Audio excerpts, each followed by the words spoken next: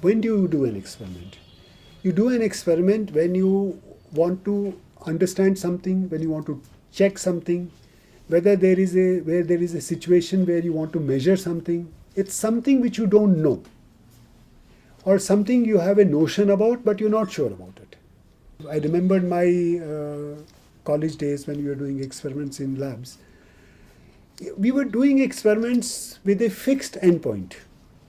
So you had to find the value of G.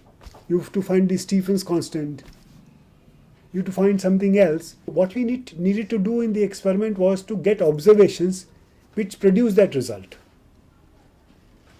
So any experimental error, actually the fact that at that place the value of G is not actually the value that is supposed to be the standard value, all those were irrelevant. The experiment and the observations had to match the number that is considered as standard.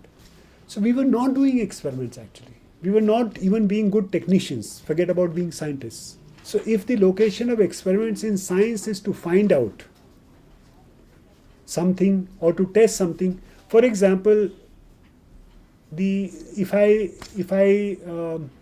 throw a ball like that, then what happens to the ball? How many forces are acting on it? How will it behave?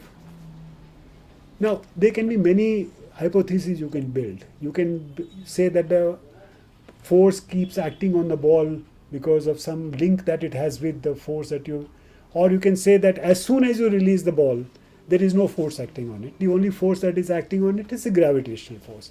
Now, how do I test whether there are one force, two forces?